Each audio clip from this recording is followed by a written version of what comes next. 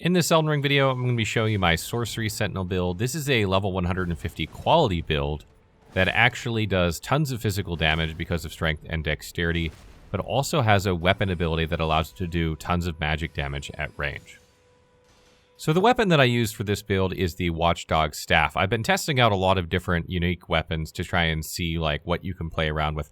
There are so many different weapons in this game with so many abilities. It's going to take me a while to make builds for them all, but I plan on doing so many builds. But the reason I chose this weapon is because it has a really unique ability, the Sorcery of the Crozier, that allows you to basically do a tracking projectile spell at range that deals pretty good damage. I wouldn't say it's full-on caster level damage, but you're also using a colossal weapon at the same time with heavy strength and dexterity.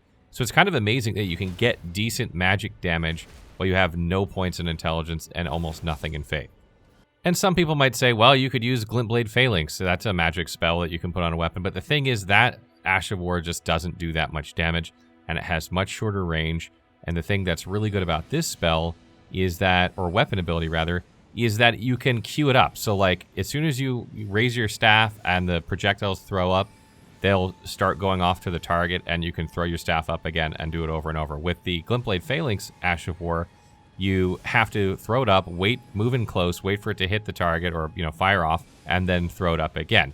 Now that Ash of War has fantastic stagger, but what's really great about this build is that we have a colossal weapon, so we can use the stagger buildup from the projectiles and do jump attacks to also stagger enemies rather easily. Not as easy as if we were using Glintblade Phalanx, however, you're doing much more damage with the projectiles that are firing than that ability.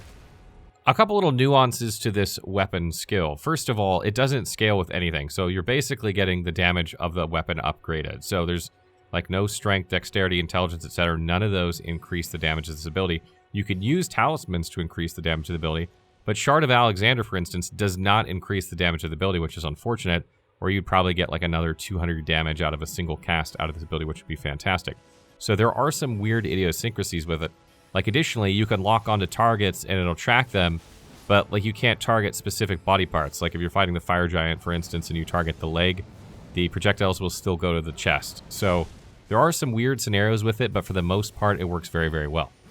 Beyond that, you're going to be doing mostly jump attacks or, just regular R1s. The R1 combo with this is pretty much the same as other great hammers. So you'll be kind of familiar with that if you're familiar with those. And it has incredible damage. It does about buffed up, you're somewhere over 1200 attack rating, which isn't, the highest damage you'll get in the game, but it's pretty good for this point in the game. And despite the, C strength and D dexterity scaling that this weapon has at plus 10, you actually get a fairly good amount of damage out of it. Additionally, because it's all physical damage, if you buff with something like Flame Grant Me Strength and Golden Vow, you just increase that physical damage even more so that when you hit really, really hard. I also have a seal for this build in order to cast Flame Grant Me Strength and Golden Vow. We don't use it for any other reason. You could theoretically use, the Clawmark seal and cast incantations because you have high strength and some faith, and you could potentially crank faith higher in order to use these more effectively. However, I was getting about 250, 258 incantation scaling in my testing when trying to do that. I don't feel like that's high enough to deal the sort of damage you need to deal with incantations at this point in the game. Nonetheless, you can do that if you want. However, I use the Frenzied Flame Seal here because it weighs nothing. That way, it doesn't add to my equip load at all. I don't need to upgrade it, and it just sits there, and I'm able to buff with these two spells when I need them. When it comes to armor for this build, I have the Omen Smirk Mask to increase strength by another 2 points. You could also use the Okina Mask for dexterity, but it's a bit heavier, so you'll have to put some points in endurance that you might have to pull out of damage, like dexterity or strength, so I don't know if that's a good trade-off. And then we have the Raptor's Black Feathers to increase our jump attack damage by 10%. You don't have to use this. You can use something more protective if you want, but it will increase that damage by 10%. Otherwise, the other two pieces aren't super important as long as, they're giving you decent protection. For talismans, I have the Carrion Filigreed Crest, Magic Scorpion Charm, Ancestor's Spirit Horn, and the Claw Talisman. The Carrion Filigreed Crest reduces the cost of our weapon ability down from 15 to 12, which allows you to use it more frequently. It's really good at taking out enemies from range if you need to thin out enemies before you go in, or, staying away from some more hyper-aggressive, dangerous bosses until they get in melee range. And keep in mind, while you're hitting them with these projectiles, you're building up their stagger bar, and as they're approaching you, it's building up, and it's not getting a chance to go down if they keep getting hit by projectiles. So when they get up to you, if you do jump attacks, for instance, you should be able to stagger them rather quickly. And as I mentioned, it has much further range than something like Glintblade Phalanx, so you can start casting it much earlier. The Magic Scorpion Charm is there to increase the damage of the weapon ability, and Claw Talisman is there to increase your jump attack damage further so that you can get the most possible damage when doing jump attacks. And finally, the Ancestor Spirit Horn is there just to increase your FP as you kill enemies.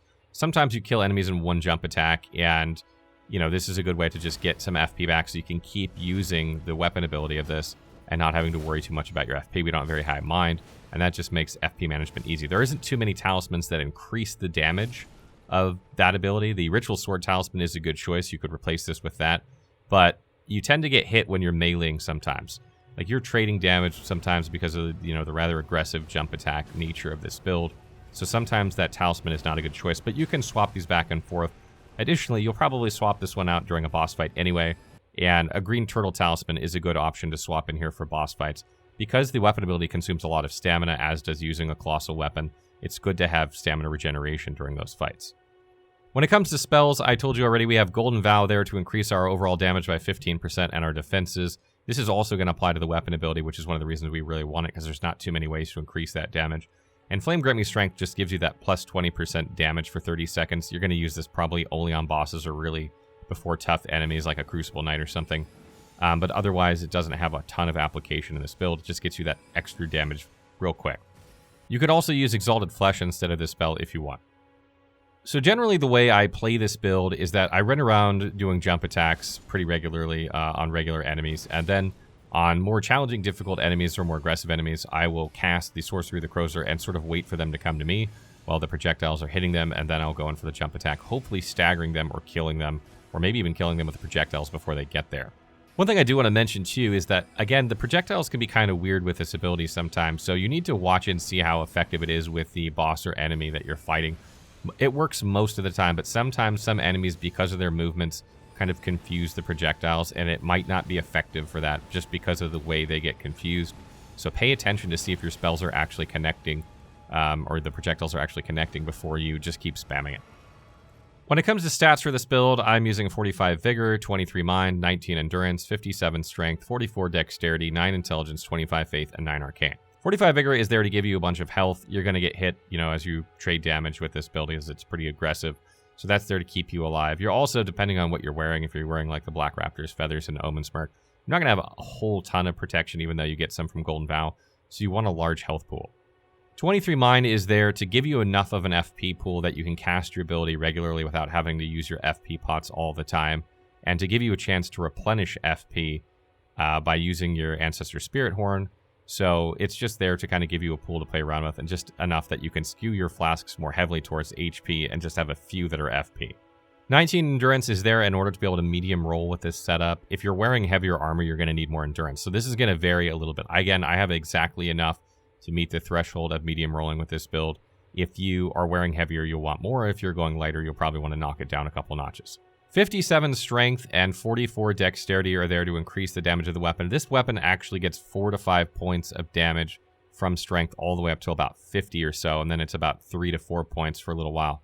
I noticed that when I was doing my testing in terms of damage to see how much I could pump out with this, the scaling, as you started to get above 55, the points in Dexterity basically started to match what I was getting from Strength. So from this point forward, you can keep pumping Dexterity and Strength equally and you'll come out with about the same amount of damage, at least until you get to about 80 Strength. If you take this up higher, you can try playing around with these stats a little bit to see, but this is about the most damage I could get. We don't need any Intelligence for this build, and the 25 Faith is just there for those two buffs. If you're playing a different class than me, I started as a Confessor with already 14 Faith, so it's 11 points wasn't too bad for me, and you don't have a lot of Faith, you can drop this.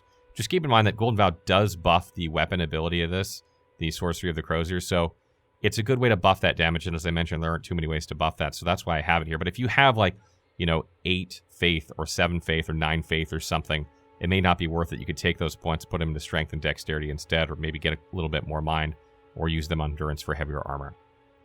And lastly, when it comes to the Flask of Wondrous Physique for this build, I like to use the Magic Shrouding Tier to give me increased magic damage. This buffs the ability that we have significantly, and I love to just spam this ability in some boss fights. Like Godskin Duo, I just spammed the crap out of that ability, and it just melted them. So there are really good scenarios where this just does the work for you, where you don't want to get too close, particularly to those two bosses. And it's just very, very useful to have a ranged option instead of just trying to go in for jump attacks and trade damage.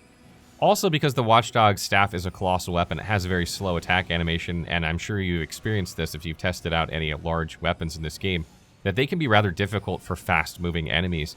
And this projectile, ability relieves some of the stress from that because it gives you an option that can handle those anyway, even though your weapon is slow. And the other tier that I like to use in the Flask of Wonders Physique is the one that regenerates stamina. Again, this spell uses, or this weapon ability uses like half your bar per cast, or almost half your bar. So you need your stamina to come back quickly, and also swinging with colossal weapons, chews up stamina. So between that and like the Green Eternal Talisman during a boss fight, you have incredible stamina regeneration, and you shouldn't have any problems with stamina. Stay tuned for more build videos as we have more endgame builds. We got lots of them coming. I have much, much more planned. Let me know in the comments below what you would like to see.